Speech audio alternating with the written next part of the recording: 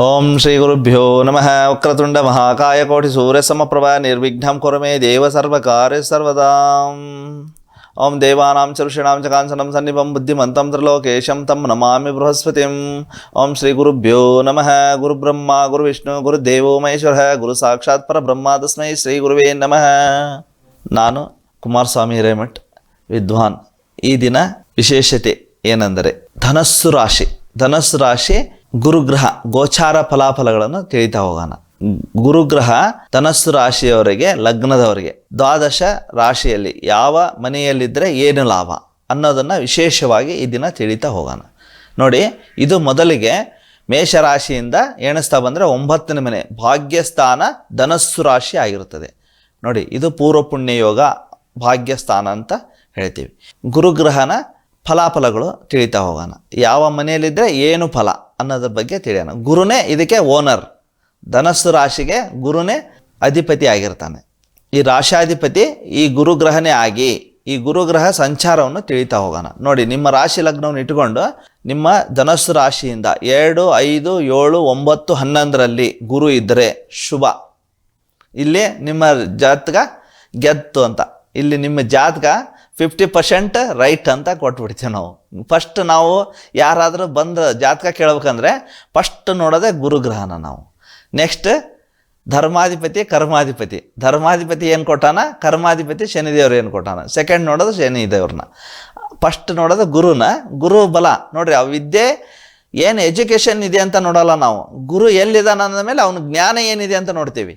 ನೋಡಿ, ಎಷ್ಟು ವಿದ್ಯೆ ಇದೆಯಲ್ಲ ಅದನ್ನ ಹೆಂಗೆ ಯೂಟಿಲೈಸ್ ಮಾಡ್ತಾನ ಈ ವ್ಯಕ್ತಿ, ಆ ಜ್ಞಾನನ ಅನ್ನೋದೇ ಮುಖ್ಯ ಆಗಿರ್ತದೆ. ಆದ್ದರಿಂದ ಆ ಗುರುಗ್ರಹನೇ ಇಲ್ಲಿ ಮುಖ್ಯ ಪಾತ್ರವನ್ನು ವಹಿಸ್ತಾನಂತ ಫಸ್ಟ್ ಜಾತಕ ಓಪನ್ ಮಾಡೋದೇ ಗುರುನೇ ನೋಡೋದು ನಾವು.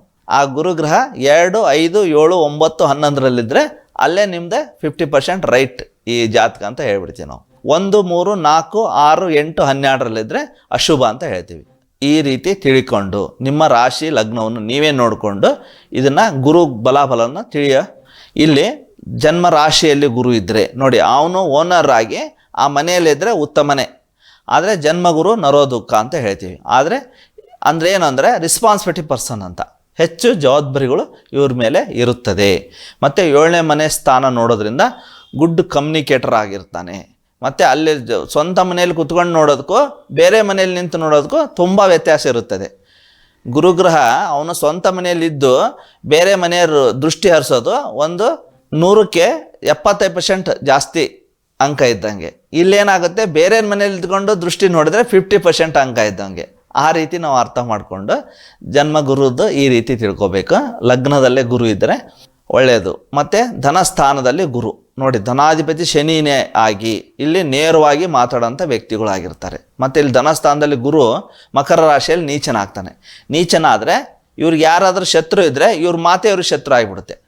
ಯಾಕಂದರೆ ಧನಾಧಿಪತಿನೂ ಕೆಟ್ಟು ಅಲ್ಲೇನಾದರೂ ಗುರು ನೀಚನಾಗಿದ್ದರೆ ಒಳ್ಳೆಯದ್ರ ಬದಲಿ ಕೆಟ್ಟದ್ದನ್ನೇ ಅವರು ಆಲೋಚನೆ ಮಾಡೋಂಥದ್ದು, ನೆಗೆಟಿವ್ ಥಾಟ್ಸ್ ಜಾಸ್ತಿ ಆಗಿಬಿಡುತ್ತೆ. ಗುರು ನೀಚನಾದರೆ ಇಲ್ಲಿ right is wrong, wrong is right ಅಂತ ಅರ್ಥ ಮಾಡ್ಕೊಳೋರು ಆಗಿಬಿಡ್ತಾರೆ. ಅವ್ರು ಏನೇ ಹೇಳಿ ತರ್ಕಬದ್ಧವಾಗಿ ಮಾತಾಡೋರಾಗಿರ್ತಾರೆ. ಸ್ವಲ್ಪ ಈಗೋಸ್ಟಿಕ್ ಈ ಧನಸ್ಸು ರಾಶಿಯಲ್ಲೇ ಸ್ವಲ್ಪ ಜಾಸ್ತಿ ಇರುತ್ತದೆ ಆ ರೀತಿ. ಮತ್ತು 3ನೇ ಸ್ಥಾನದಲ್ಲಿ ನೋಡಿ, 3ನೇ ಸ್ಥಾನ ಕುಂಭರಾಶಿಯಾಗಿರ್ತೀವಿ ನಾವು. ಕುಂಭರಾಶಿಯಲ್ಲಿ ಧನಸ್ಸು ರಾಶಿಯಿಂದ 3ನೇ ಮನೆಯ ಗುರು ಇದ್ದರೆ ಉಪಚಯ ಸ್ಥಾನ ಅಂತ ಹೇಳ್ತೀವಿ. ಅಲ್ಲಿನ ಸ್ವಲ್ಪ ಕಡಿಮೆ ಫಲ ಅಂತ ಹೇಳ್ಬೋದು. ಆದರೆ ಇದು ಸಹೋದರ ಸ್ಥಾನ ಆಗಿರೋದು. ಗುರು ಹಿರಿಯರು ಇವರಿಗೆ ಅಣ್ಣ ತಮ್ಮಂದರೆ, ಅಕ್ಕ ತಂಗಿಯರೇ ಗುರು ಹಿರಿಯರೇ ಆಗಿರ್ತಾರೆ ಅಂತ ಹೇಳ್ಬೋದು. ಇಲ್ಲಿ 4ನೇ ಸ್ಥಾನ ನೋಡಿ, ಅದು ಸ್ವಂತ ಮನೆಯಲ್ಲಿ ಆಗುತ್ತೆ. ಮೀನರಾಶಿಗೆ ಏನಾದರೂ ಧನುಸ್ಸು ರಾಶಿಗೆ ಗುರು ಬಂದಿದ್ದರು ಇಲ್ಲಿ ತಾಯಿ ಅಧಿಕಾರವಂತರಾಗ್ತಾರೆ. ಮತ್ತು ಮನೆಯಲ್ಲಿ ದೊಡ್ಡ ಕುಟುಂಬ, ಕೂಡು ಕುಟುಂಬದವರು ಆಗಿರ್ತಾರೆ. ಈ ರೀತಿ ಅರ್ಥ ಮಾಡ್ಕೋಬೇಕು ನಾವು. ಕೇಂದ್ರ ಸ್ಥಾನ ಅಲ್ಲಿ 4ನೇ ಮನೆ ಸಣ್ಣ ವಿದ್ಯೆ ಅಂತ ಹೇಳ್ತೀವಿ. SLCವರೆಗೂ ವಿದ್ಯೆ ಅಂತ ಹೇಳ್ತೀವಿ. ಅಲ್ಲಿ ಶುಭ ಗ್ರಹಗಳು ಬರಲಿಲ್ಲ ಅಂದ್ರೆ ಪಾಪಗ್ರಹಗಳು ಬರಬಾರ್ದು. ಅಲ್ಲಿ ಕೇಂದ್ರಾಧಿಪತ್ಯ ದೋಷ ಒಂದು ಇರುತ್ತದೆ. ಮತ್ತು ಪಂಚಮದಲ್ಲಿ ಗುರು ನೋಡಿ, ಮೇಷರಾಶಿಯಲ್ಲಿ ಪೂರ್ವ ಸ್ಥಾನಕ್ಕೆ ಬಂದರೆ ತುಂಬ ಅದೃಷ್ಟ. ಯಾಕಂದರೆ ಅಗ್ನಿಗ್ರಹ ಅಗ್ನಿ ತತ್ವದಲ್ಲೇ ಬಂದು ಪೂರ್ವ ಪುಣ್ಯ ಸ್ಥಾನ. ಮತ್ತು ವಿಶೇಷವಾಗಿ ಮತ್ತೆ 9ನೇ ದೃಷ್ಟಿಯಿಂದ ಅವನ ಮನೆ ಅವನೇ ನೋಡ್ತಾನೆ. ಇರೋದಕ್ಕೂ ನೋಡೋದಕ್ಕೂ ತುಂಬ ವ್ಯತ್ಯಾಸ ಇದೆ. ಗುರು ಇದ್ದರೆ ರೆಸ್ಪಾನ್ಸಿಬಿಲಿಟಿ ಭಾರ ಅಂತ ಹೇಳ್ತೀವಿ. ಆದರೆ ಗುರು ನೋಡಿದರೆ ಲಕ್ ಅಂತ ಹೇಳ್ತೀವಿ. 9ನೇ ದೃಷ್ಟಿ ಹರಿಸಿ 5ನೇ ಮನೆಯಲ್ಲಿ ಧನುಸ್ಸು ರಾಶಿಗೆ ಮೇಷರಾಶಿ 5ನೇ ಮನೆಯಾಗಿ ಗುರು ಇರೋದು ತುಂಬ ಅದೃಷ್ಟ ಆಗುತ್ತದೆ. ಅದೇ ರೀತಿ 6ನೇ ಸ್ಥಾನ ನೋಡಿ, 6ನೇ ಸ್ಥಾನದಲ್ಲಿ ಗುರು ಇದ್ದರೆ ವೃಷಭ ರಾಶಿಯಲ್ಲಿ ಗುರು ಏನಾದರೂ ಇವರಿಗೆ ಧನುಸು ರಾಶಿಗೆ ಬಂದಿದ್ದರೆ ಸ್ವಲ್ಪ ವಾದ ವಿವಾದಗಳು, ವಿರೋಧಗಳು, ಶತ್ರುತ್ವ, ಹೆಣ್ಮಕ್ಳಿಂದ ಶತ್ರುತ್ವಗಳು ಉಂಟಾಗಂಥದ್ದು ಇವರಿಗೆ ಆಗೋಂಥದ್ದು, ಗುರು ಹಿರಿಯರೇ ಶತ್ರು ಆಗೋಂಥದ್ದು ಇರುತ್ತದೆ.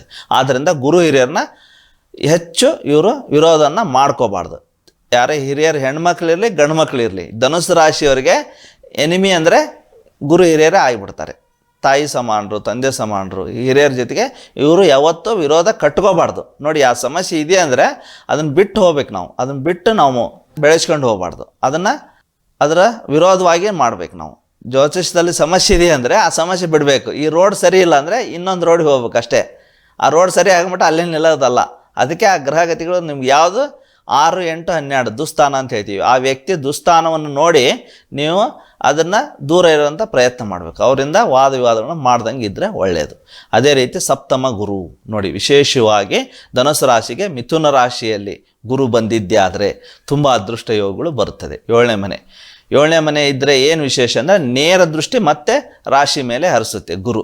ಆ ಗುರು ನೋಡೋದೇ 1,00,000 ಕೋಟಿ ಪುಣ್ಯ ಆಗಿರ್ತದೆ. ಆದ್ದರಿಂದ ಫ್ರೆಂಡ್ಸ್, ಪಾರ್ಟ್ನರ್ ತುಂಬ ಅದೃಷ್ಟವಂತರು, ಇವರಿಗೆ ಒಳ್ಳೆ ಸಪೋರ್ಟಿವ್ ಆಗಿ ಇರ್ತಾರೆ. ಮತ್ತು ಬರೋ ಹೆಂಡತಿನ ಸಪೋರ್ಟಿವ್ ಆಗಿ ಮಾರ್ಗದರ್ಶನ, ಒಂದು ಗುರು ಹಿರಿಯರಾಗಿ ಇವರ ಬಾಳಲ್ಲಿ ಸಂಗಾತಿಯಾಗಿ ಬರೋಂಥದ್ದು ಯೋಗ ಉಂಟು ಮಾಡುತ್ತದೆ. 8ನೇ ಗುರು ನೋಡಿ, ಅಷ್ಟಮ ಗುರು ಬಂದರೆ ಅಲ್ಲಿ ದೋಷ ಅಂತ ಹೇಳ್ತೀವಿ. ಆದರೆ ಇಲ್ಲಿ ದೋಷ ಯಾಕೆ ಆಗಲ್ಲ ಅಂದರೆ ಉಚ್ಚನಾಗ್ತಾನೆ. ಇಲ್ಲಿ ಏನಾಗುತ್ತೆ ಅಂದರೆ ಅಷ್ಟಮ ಸ್ಥಾನ ನೋಡಿ ಕೆಡಿಸ್ಬೇಕಲ್ಲ. ಕೆಡಿಸೋದಂದ್ರೆ ಏನು ಮಾಡ್ತಾನೆ ಅಂದರೆ ವೈವಾಹಿಕವಾಗಿ ಸುಖ ಇಲ್ಲ ಅಂದರೆ ಆಧ್ಯಾತ್ಮಿಕವಾಗಿ ಲಾಭ ಕೊಟ್ಬಿಡ್ತಾನೆ, ವೈರಾಗ್ಯ ಜೀವನ ಮೂಡಿಸ್ಬಿಡ್ತಾನೆ. ದುಸ್ಥಾನಕ್ಕೆ ಏನಾದರೂ ಶುಭ ಗ್ರಹಗಳು ಹೋದರೆ 8ನೇ ಮನೆ ಲಗ್ನಾಧಿಪತಿಯಾಗಿ ಅನ್ಕ್ಯೂರಬಲ್ ಡಿಸೀಸ್, ಆರೋಗ್ಯ ಸಮಸ್ಯೆಗಳು ಉಂಟು ಮಾಡೋದು. ಮತ್ತು ಇಲ್ಲಿ ಆಧ್ಯಾತ್ಮಿಕ ಚಿಂತನೆ, ವೈರಾಗ್ಯ ಜೀವನ, ವೈವಾಹಿಕ ಬಿಟ್ಟು ವೈರಾಗ್ಯವಾಗಿ ಇವರು ಉನ್ನತ ಸ್ಥಾನವನ್ನು ಪಡಿಬಹುದಾಗಿರುತ್ತದೆ. ಅದೇ ರೀತಿ 9ನೇ ಗುರು ನೋಡಿ, ಸಿಂಹ ರಾಶಿಯಲ್ಲಿ ಗುರು ಬಂದರು ತುಂಬ ಅದೃಷ್ಟ ಯೋಗವನ್ನು ಪಡೆದವರು. ಚಿನ್ನದ ಚಮಚೆಯನ್ನು ಇವರು ಬಾಯಲ್ಲಿ ಇಟ್ಕೊಂಡು ಹುಟ್ಟಿದ್ದಾರೆ ಅಂತ ನೋಡಿ.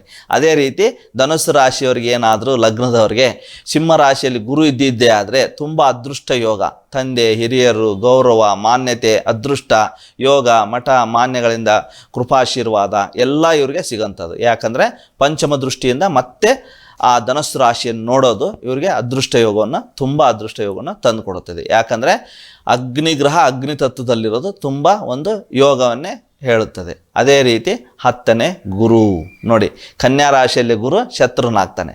ಆದರೂ ಎಷ್ಟೇ ಅವರು ಅಧಿಕಾರದಿಂದ ನಿಷ್ಠೆಯಿಂದ ಕೆಲಸ ಮಾಡಿದರೂ ಬೇರೆಯವರಿಗೆ ಅಪಮಾನ ಅವಮಾನಕ್ಕೆ ಈಡಾಗ್ತಾರೆ. ಯಾಕಂದರೆ ಅಲ್ಲಿ ಕೇಂದ್ರಾಧಿಪತ್ಯ ದೋಷ ಒಂದು, ಕೇಂದ್ರ ಸ್ಥಾನಕ್ಕೆ 10ನೇ ಮನೆಯಲ್ಲಿ ಗುರು ಬಂದರೆ ಲಾಭ ಕೊಡಲ್ಲ, ತೊಂದರೆ ಕೊಟ್ಬಿಡ್ತಾನೆ. ಎಷ್ಟೇ ರೆಸ್ಪಾನ್ಸಿಬಿಲಿಟಿಯಿಂದ ಮಾಡ್ತೀವಿ ಸ್ವಾಮಿ, ಆದರೂ ನಮಗೆ ಅಪಮಾನ ಅವಮಾನ ತಪ್ಪಿದ್ದಲ್ಲ. ಯಾಕಂದರೆ ಗುರು ಶತ್ರು ಮನೆಯಲ್ಲಿ ಆಗಿರೋದು. ಈ ರೀತಿ ಧನುಸು ರಾಶಿಯ ಕನ್ಯಾ ರಾಶಿಯಲ್ಲಿ ಗುರು ಇದ್ದರೆ ಫಲ. ಅದೇ ರೀತಿ ತುಲಾ ರಾಶಿ ನೋಡಿ, 11ನೇ ಮನೆ ಗುರು ತುಂಬ ಲಾಭವನ್ನು ಕೊಡ್ತಾನೆ. ಅದೇ ರೀತಿ ಯಾಕಂದರೆ ಧನಸ್ಸು ರಾಶಿಯಿಂದ 11ನೇ ಮನೆ ತುಲಾ ರಾಶಿ ಆಗಿರ್ತದೆ. ತುಲಾ ರಾಶಿ ಶತ್ರು ಮನೆಯಲ್ಲಿ ಆದಿದ್ರು ಸ್ವಲ್ಪ 50-50 ಅಂತ ಅನ್ಕೋಬೋದು. ಅಂದರೂ ಹೆಚ್ಚು ಲಾಭ ಇಲ್ಲ ಅಂದರೂ ಲಾಸ್ ಅಂತೂ ಆಗಲ್ಲ. ದುಡಿದಿದ್ದು ಅವ್ರದವ್ರಿಗೆ ಸಿಕ್ಕೇ ಸಿಗುತ್ತದೆ. ಮತ್ತು ಹಿರಿಯರಿಂದ ಲಾಭ ಸಿಗೋಂಥದ್ದು, ಅಜ್ಜ ಮುತ್ತಜ್ಜರಿಂದ. ಈ ರೀತಿ ತುಲಾ ರಾಶಿಗೆ ಬಂದಾಗ ಧನುಸ್ಸು ರಾಶಿ ಗುರು ಅಲ್ಲಿ ಬಂದರೆ ಲಾಭ ಕೊಡ್ತಾನೆ, ಧನುಸ್ಸು ರಾಶಿ ಲಗ್ನದವ್ರಿಗೆ. ಅದೇ ರೀತಿ ರುಚಿಕ ರಾಶಿ ವ್ಯಯಸ್ಥಾನ ಅಂತ ಹೇಳ್ತೀವಿ. ಇಲ್ಲಿ ಧನುಸ್ಸು ರಾಶಿಗೆ 12ನೇ ಮನೆ ಯಾವುದು ಅಂದರೆ ರುಚಿಕ ರಾಶಿ ಆಗಿರ್ತದೆ. ನಿಮ್ಮದೇನಾದರೂ ರಾಶಿ ಲಗ್ನದಲ್ಲಿ ಗುರು ವ್ಯಯಸ್ಥಾನ 12ನೇ ಮನೆ, ಲಗ್ನದಿಂದ 12ನೇ ಮನೆ ರುಚಿಕ ರಾಶಿ ಆಗಿರ್ತದೆ. ಅಲ್ಲೇನಾದರೂ ಇದ್ದರೆ ಎಷ್ಟೇ ದುಡಿದ್ರೂ ಶ್ರಮ ಪಟ್ಟರು ನಿಮಗೆ ಅನುಕೂಲತೆಗಳು ಇಂಥ ಅನಾನುಕೂಲತೆಗಳು ಜಾಸ್ತಿ ಆಗೋಂಥದ್ದು. ಮತ್ತು ನಿದ್ದೆಯಲ್ಲಿ ಇಲ್ಲದಂತ ಆಗೋಂಥದ್ದು. ಮತ್ತೇನಾದ್ರು ದುಷ್ಟಗ್ರಹಗಳ ಪಾಪಗ್ರಹಗಳ ದೃಷ್ಟಿ ಇದ್ರೂ ಇಲ್ಲಿ ಸಮಸ್ಯೆಗಳು ಉಂಟು ಮಾಡೋಂಥದ್ದು. ಈ ರೀತಿ ಬರೋಂಥದ್ದು ಆಗುತ್ತದೆ. 6, 8, 12ರಲ್ಲಿ ಗುರು ಏನಾದರೂ ನಿಮಗೆ ಸಂಚಾರ ಇದ್ದರೆ, ನಿಮ್ಮ ಲಗ್ನಾಧಿಪತಿನೇ ಆಗಿ ರಾಶಾಧಿಪತಿನೇ ಗುರು ಆಗಿದ್ದರೆ, ವಿಶೇಷವಾಗಿ ಗುರುಗ್ರಹ ಆರಾಧನೆ ಮಾಡೋದ್ರಿಂದ ನೀವು ಪಟ್ಟ ಶ್ರಮ ವ್ಯರ್ಥ ಆಗೋ ಬದಲೇ ಲಾಭ ಆಗಿ ಕನ್ವರ್ಟ್ ಆಗುತ್ತದೆ. ಅದಕ್ಕೆ ಏನು ಮಂತ್ರ ಅಂದರೆ ಓಂ ದೇವಾನಾಂ ಚ ಋಷೀಣಾಂ ಚ ಕಾಂಚನಂ ಸನ್ನಿಭಂ ಬುದ್ಧಿಮಂತಂ ತ್ರಿಲೋಕೇಶಂ ತಂ ನಮಾಮಿ ಬೃಹಸ್ಪತಿಂ. ಓಂ ಶ್ರೀ ಗುರುಭ್ಯೋ ನಮಃ ಅಂತ 9 ಬಾರಿ, ಓಂ ಗ್ರಾಂ ಗ್ರೀಂ ಗ್ರೌಂ ಸಹ ಗುರುಭ್ಯೋ ನಮಃ ಅಂತ 108 ಬಾರಿ. ಈ ರೀತಿ ನೀವು ಪ್ರತಿ ಗುರುವಾರ ಹೇಳ್ತಾ ಬಂದರೆ ತುಂಬ ಅದೃಷ್ಟ ಯೋಗ ಆಗುತ್ತದೆ. ವಿಶೇಷವಾಗಿ ಶಿವನ ಆರಾಧನೆ ಮಾಡೋಂಥದ್ದು, ಮತ್ತು ದತ್ತಾತ್ರೇಯ ಸ್ವಾಮಿ, ಈ ರೀತಿ ಏನಾದರೂ ನೀವು ಆರಾಧನೆ ಮತ್ತು ಗುರುಗಳ ಆರಾಧನೆ ಸೇವೆ ಮಾಡೋಂಥದ್ದು, ಈ ರೀತಿ ಮಾಡಿದರೆ ನಿಮಗೆ ಅದೃಷ್ಟ ಯೋಗಗಳು ಹುಡುಕೊಂಡು ಬರುತ್ತದೆ. 2ನೇ ಮಾತೇ ಇಲ್ಲ ಅಂತ ಹೇಳಿ ಈ ದಿನ ಧನುಸ್ಸು ರಾಶಿಯ ಗುರುಗ್ರಹದ ಗೋಚಾರ ಫಲಗಳನ್ನು ಮುಗಿಸ್ತಾ ಇದ್ದೇನೆ. ಧನ್ಯವಾದಗಳು. ಸರ್ವೇ ಜನ ಸುಖನೋ ಭವಂತು, ಸನ್ಮಂಗಲಾನಿ ಭವಂತು. ಶಿವಾರ್ಪಣ.